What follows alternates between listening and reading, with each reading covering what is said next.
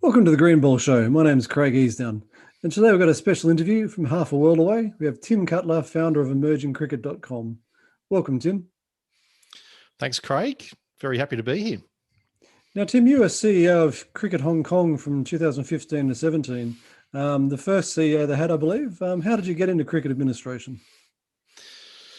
It's quite a story. I think a lot of people sort of get their eyebrows definitely pop up when they sort of hear how I was able to move from the world of insurance into cricket administration. Well, I've always been a cricket fanatic. I think my mum used to tell me at about age 7, I just became obsessed, and would sit in front of whole days of test matches. I think I went to bed wearing a replica Australia hat from 1992, and then continued to play throughout my junior years and senior years. Got to play in the UK for 03 and 04 seasons. Geez, it feels like a long time ago now, but was never quite good enough for it to be a profession. Got involved a little bit in administration with my grade club in Sydney, eastern suburbs, out there at Waverley. But throughout that entire time, I'd got into insurance as a profession, marine insurance, and that had been great to me as well, sort of taking me around the world. But ended up moving to Hong Kong. I'd worked for a Hong Kong firm for about 6 years, and I think it was just right time, right place. When I'd moved to Hong Kong, the team had recently come up the ladder, surprising everyone, I think, at the 2014 World Cup qualifiers. Of course, Ireland had already gone through the 2015 World Cup along with Afghanistan back when the top 2 finishes in the World Cricket League Championship got a spot in a larger World Cup. But I think from when Hong Kong beat Scotland in game 1, I think they went from not mentioned at all to being a real threat, and they ended up just missing out on the World Cup, but getting ODI status for the first time and into the World Cricket League Championship. And that meant more funding and a lot more expectation. And I think at that time they decided that they needed a CEO.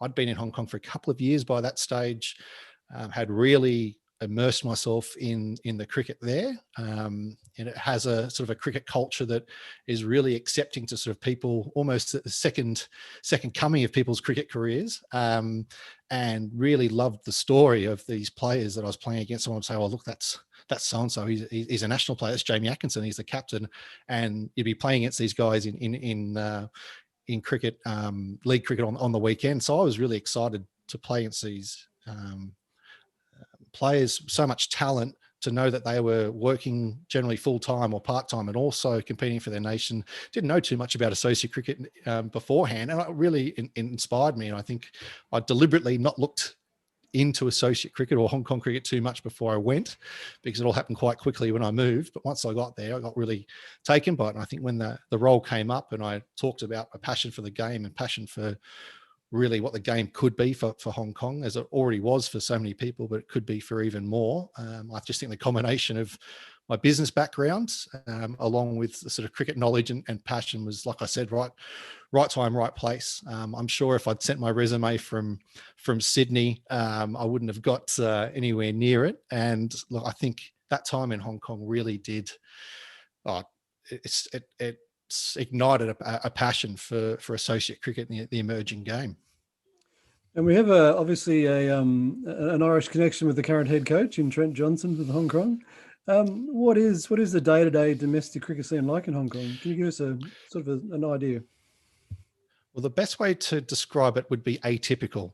I was thinking about this before as I was thinking about reflecting on Hong Kong. I think, even comparing it to growing up in a full member nation, but even growing up into any sort of size associate where you've got enough grounds to go around and you get to play cricket every weekend. In Hong Kong, if you're playing league cricket, you don't play for the same team every weekend. You might play 2 Sundays out of 5 and maybe 3 Saturdays out of 5, but that's different leagues as well, because there are just not enough grounds for cricketers. So there's that double-edged sword of, increasing participation and interest in the game, but not having the grounds to have it. So part of, my remit and the games in general there is to get more grounds. But in a place like Hong Kong, some of the most densely populated real estate in the world, and not too many sporting grounds there to go and take up with cricket, a game not necessarily played by many of the Hong Kong Chinese. It's an interesting one. There's a lot of talent, but it's holding on to that talent because there's so much that goes overseas schooling. We only saw something in the newspaper this week in New Zealand about 3 Hong Kong juniors that are all over there at a prestigious school in New Zealand. Yeah. And the headline was, these Hong Kongers are trying to play for the Black Caps. It's like, no, they're going there to a really great international school and hoping to come back and be great for Hong Kong. But we look at someone like Mark Chapman, who's done both, played for Hong Kong and also New Zealand. So I think that's the best way to describe Hong Kong cricket being atypical and innovative, trying to fit into their constraints. But as you've seen in the recent past, some great talent has come through that system, with a lot of that you're being seen on the international basis that have come through the junior ranks there. Now, I noticed during your tenure as Hong Kong CEO, you actually had a bit of success against Ireland. Did you come to Ireland and did you get a chance to observe close up the Irish system? Did come for the qualifiers, the World T20 qualifiers in 2015. I'd only been in the job a couple of months. I saw that win firsthand at Malahide when Hong Kong defended. I think it must have been the mid 120s with some really great bowling and some fielding.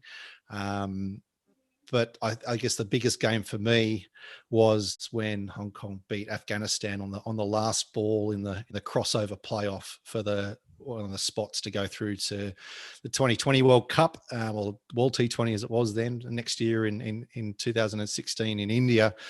And, the Irish connection continues there. That Warren Dootram, of course, chief executive of Cricket Island, was next to me, who I'd known for all of, 20 minutes. And I hugged him as soon as that last run was made. And I think David Richardson, former CEO of the ICC, was there as well. But I think every time I talk to Warren, I do laugh about that, because it was just one of those jubilant moments to see this again, like not a ragtag bunch of players, but guys that I knew all the stories of and how much they'd sacrifice, like so many associate cricketers do. I'm not saying they're any different, but to be close to them, to know it was such an amazing moment.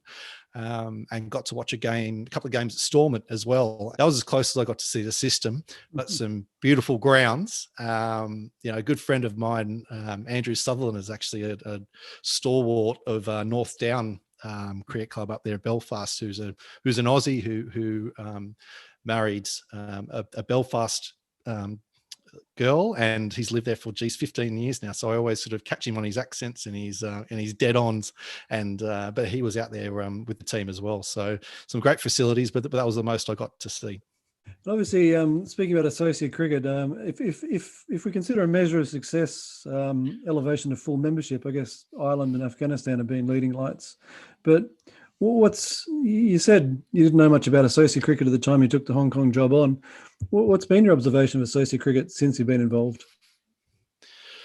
Well, I think that the Hong Kong story probably extrapolates across all 92 associates and below. I think, the more time I've spent researching and reading stories about what's out there, is a lot of passionate people in it to try and grow the game, and doing so sometimes against factors outside their control and factors that should be there to help them and are hindering them.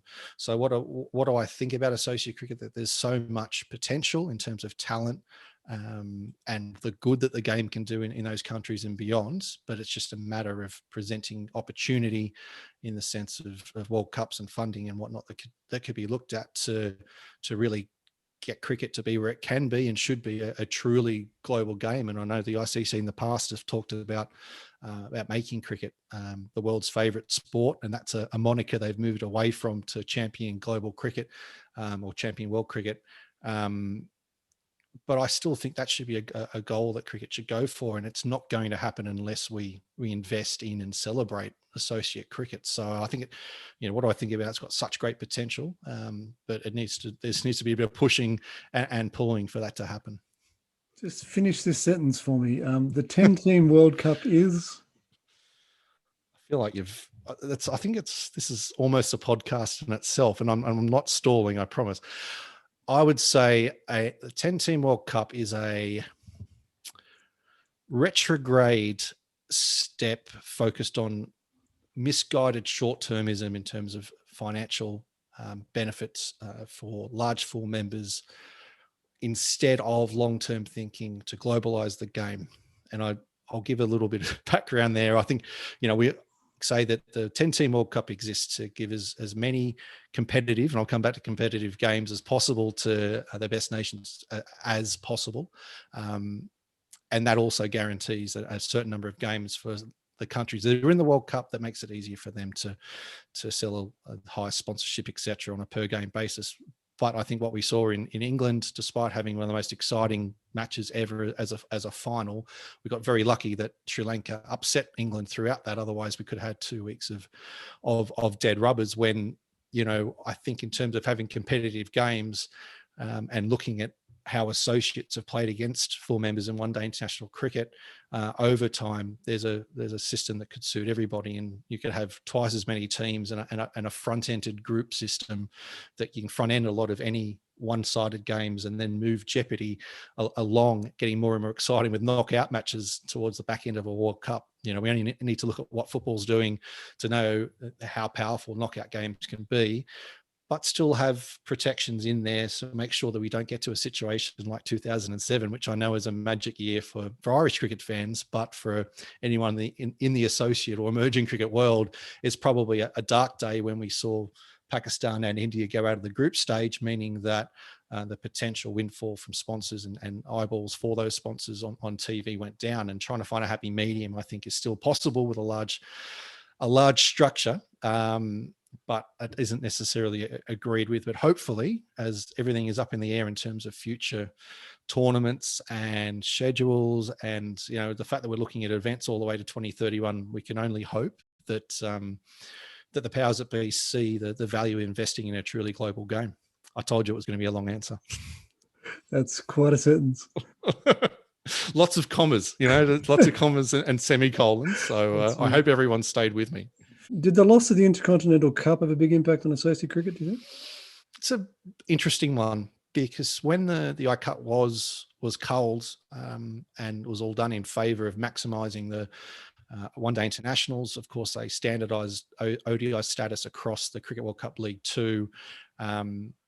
So each team would play 36 ODIs each, the most they'd ever play in ICC organised leagues before, but that came at the expense of red ball cricket. And of course, there's a lot more T20 cricket being played now. Some countries, I think every country would say that without international red ball cricket, that was a real proving ground for their players and a real skill building situation about learning to build innings, and also both as batters and as bowlers, about sustained pressure. And it's a mental game. The longer cricket goes for, the more mental and the less physical it becomes in terms of strength. Of course, the fitness comes into it. And it was interesting that when the ICC put the proposal back to those sides in those higher leagues as to who would be interested in probably a partially subsidised Intercontinental Cup, remembering that all of those leagues are fully subsidised by the ICC, from Cricket World Cup League 2 down to the Challenge League, that there was only 3 or 4 nations that came back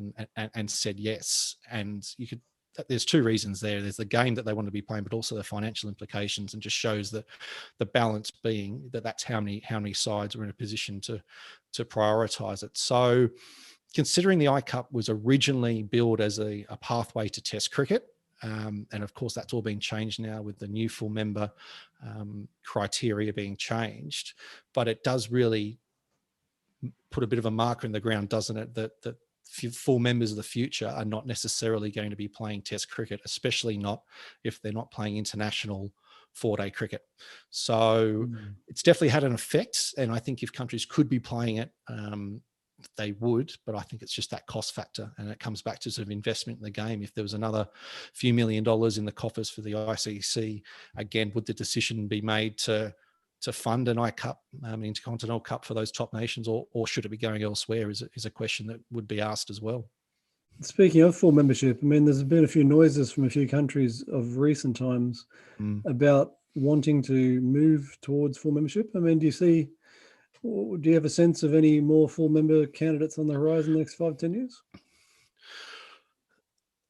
When you have these conversations, it's almost, you say, apart from Nepal, who else? Because to me, they're a clear favourite. And when I say favourite, they're in so many ways. They've got a population of 30 million that is turning into a cricket mad nation. It kind of there's this balance with them being so close to India, but it sort of reminds me of the passion within Afghanistan for the game as well. It's almost a balance of the two. The Cricket Association Nepal was suspended for, was that 4 years, from 2015 to 2019? I might have those dates a little bit off there, but more or less right there. But they, there is no other associate, and not even smaller full members that can consistently sell out a 20,000 seater. I say seater, that most of them are standing, home ground for international matches, but also domestic matches. And I think that's just amazing to have that fan interest.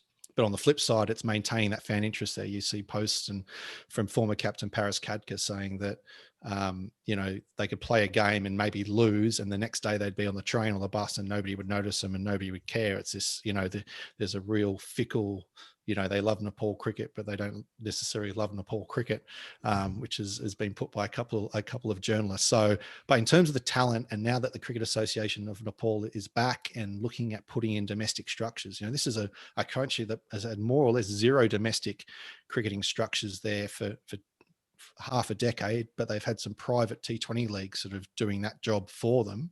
But now with the men's head coach being Dave Watmore, and as any Australian will know who Dave Watmore is, the coach of the Sri Lankan World Cup winning side in 1996, they're guiding that national team, and the talent of someone like a Sandeep Lamachani, look, it can't all be on his shoulders, but with talent like him spearheading a side, they can do anything. They just need to get their domestic cricket in a row and the right processes in place. And hopefully with everything that comes from being readmitted as an ICC member, hopefully everything that then there follows. I think beyond that, I look into sort of two camps of large population countries that if they took to cricket quickly, they could do anything. That being Nigeria, who the great noise is coming out of them becoming a full member is actually part of their new strategy. Indonesia have almost 100,000 people playing the game now, and it's sort of crossing kind of cultural borders as well, and getting a lot of women involved as well, which I think is probably key for the next set of full members. The USA have just had $1 billion deal investment into a local domestic, major league cricket, which call it anything else. And the challenge there is how that will sit side by side with the national team and bringing them through. They've already said that they want to be a full member, but they don't want to play test cricket. So to our point before, but then there's the cricket mad nations that have so many people playing and systems in place. And that's where someone like a Papua New Guinea, 200,000 kids in the game, of a 6 million population, that's enough to sustain a sort of, if you think of the conveyor belt coming through, but it's that challenge of working in a developing country and how that would then relate to potential full membership going forward. So, yeah, I think there was a few there. And I think if we look at what happened with Ireland and Afghanistan coming as a group, perhaps there's always going to be that tie to an Asian power coming through as well. So maybe it will be waiting for someone to come through with Nepal. But I think the one that people talk about, but it's almost gets boring because they're always spoken about is Scotland. From a performance point of view, they're almost there in terms of the full members that they've beaten. I think their women's side is probably another step away of getting to the World Cups that they need to. But they've not been bashful at all in talking about wanting to be full members, nor has the Netherlands. But there's another one saying that the Netherlands don't see themselves playing long format cricket. They see their future as being a full member with playing white ball cricket. So the easy ones would be Scotland and Netherlands and or Nepal in one of those ones. But I think we could just see the likes of a USA, Nigeria, Indonesia run past if they have the participation that comes through. That leads us on to what's written on your microphone there. Is it that obvious? Yeah. Emergingcricket.com's obviously come on the scene as a authoritative voice in associate cricket. Can you tell us how that came about and what the website's all about? Well, at Hong Kong, and I think to my point of how I learnt about cricket in Hong Kong, I really didn't know too much was played there. I'd seen World Cups in the past in 96. I can remember the UAE, Netherlands, Namibia, and wondering what this magical sort of African country was that I'd never heard of and kind of scratching into it. But I'd never seen anything sort of outside the Australia sphere, and I sort of feel guilty talking like this, which then reaffirms to me just the, you know, every there's potential in every cricket lover to see the beauty in the emerging game, but it's just a matter of getting it in front of them. And that was something that had always frustrated me about the coverage of associate cricket. That, you know, we knew about Dwayne Leverick's catch, we knew about Ireland beating England, but, you know, real stories presented as, you know, the cricketing nations, these are cricketers playing and learning more about the structures.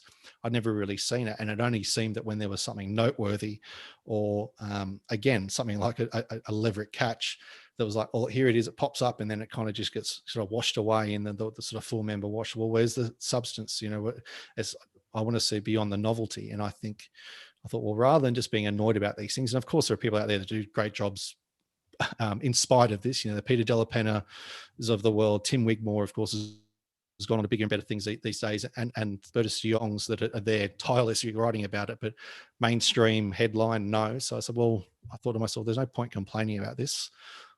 I want to change this. So I had been talking to Daniel Beswick and Nick Skinner separately, and pulled them into a WhatsApp chat at the back end of 2018 and said, hey, I've got an idea about how to change the way that the associate cricket is projected to the world. What do you reckon?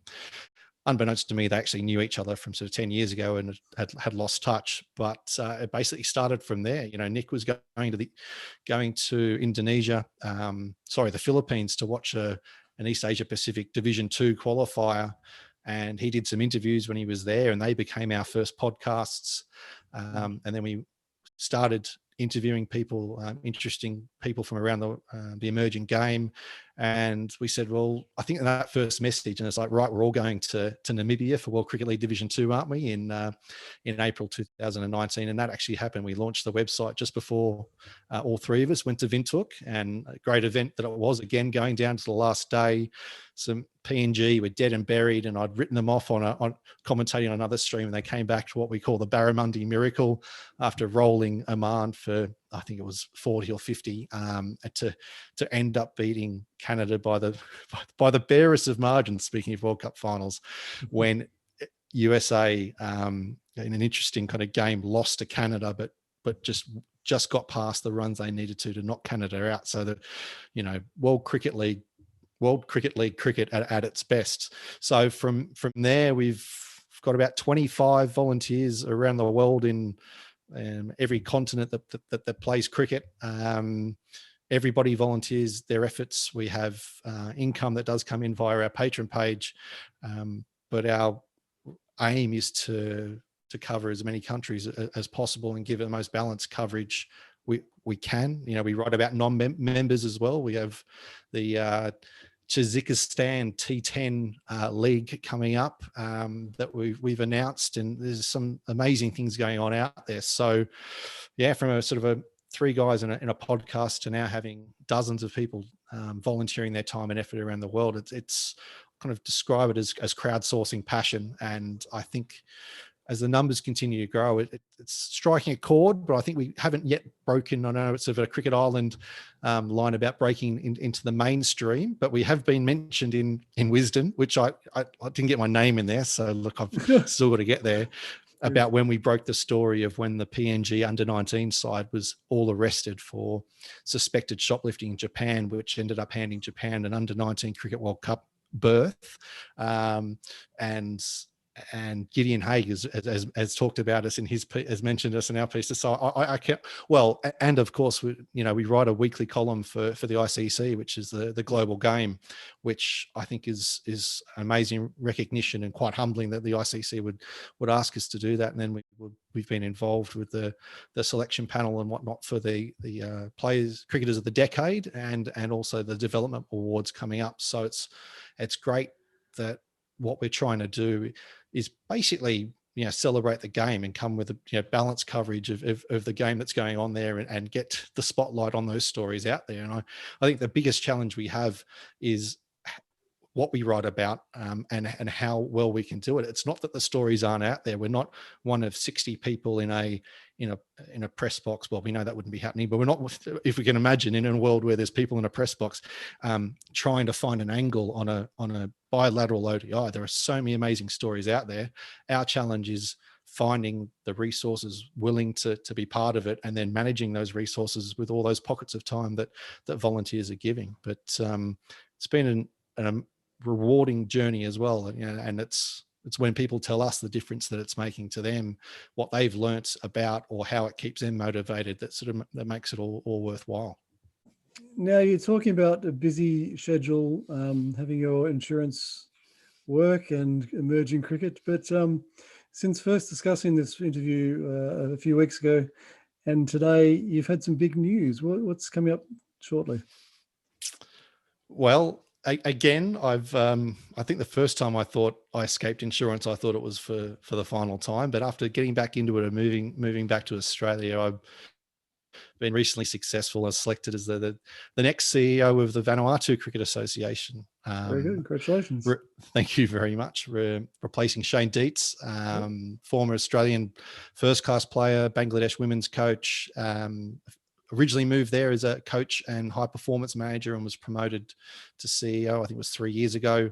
Decided to move to the Netherlands with his wife, who's originally from the Netherlands, and he's coaching the Netherlands women's team now. So that opened up an opportunity there, and I'm really, really excited, because for all that I'm passionate about what cricket can be, especially in associate countries, that's happening right now in Vanuatu. And I just hope that I can bring value to that and just augment and grow what's happening from the bottom up.